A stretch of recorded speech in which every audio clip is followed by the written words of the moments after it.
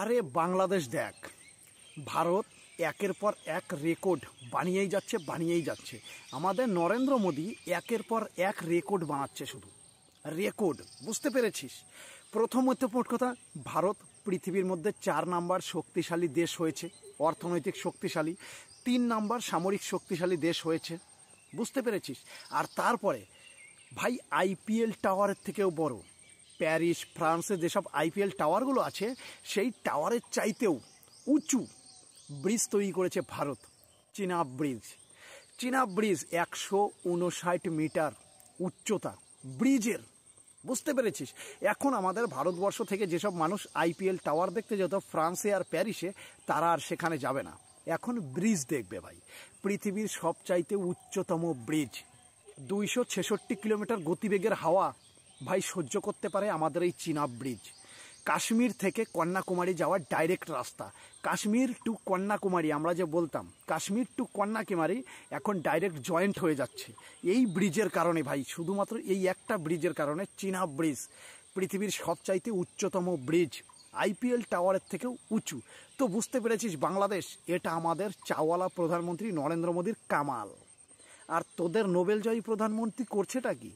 নোবেলজয়ী প্রধানমন্ত্রী ডক্টর মোহাম্মদ ইউনুস বসে বসে ঘন্টা বাজাচ্ছে, মন্দিরের ঘন্টা। বুঝতে পেরেছিস তো? এক তো তোদের সেন্ট মার্টিন দ্বীপ বিক্রি করে দিচ্ছে, বারবার লোন তুলছে, বারবার বিদেশ যাচ্ছে, বাংলাদেশ বিক্রি করে দিচ্ছে। আর আমাদের নরেন্দ্র মোদী ভারতকে শক্তিশালী বানিয়েই যাচ্ছে। আর এই ব্রিজটা তৈরি করতে সম্পূর্ণ ভারতীয় প্রযুক্তি কাজে লাগানো হয়েছে, সম্পূর্ণ ভারতীয় প্রযুক্তিতে এই ব্রিজটা তৈরি হয়েছে। বুঝতে পেরেছিস?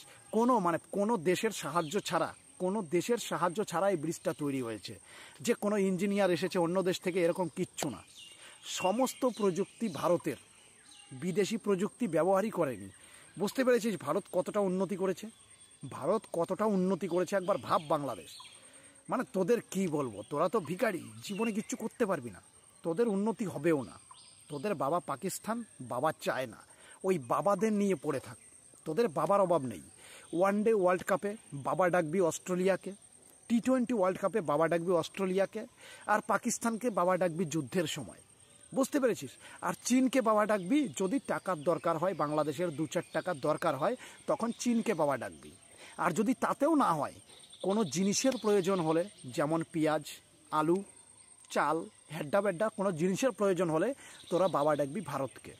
মানে তোদের বাবা বদলানোর স্বভাবটা জীবনে কোনোদিন যাবে না। আর এদিকে ভারত দেখ কি করছে একবার ভাব, পুরো পৃথিবীতে কামাল করছে, শুধু কামাল। বুঝতে পেরেছিস? এটা হচ্ছে নরেন্দ্র মোদীর কামাল। নরেন্দ্র মোদী এটা পাওয়ার, বুঝতে পেরেছিস? Indian tiger.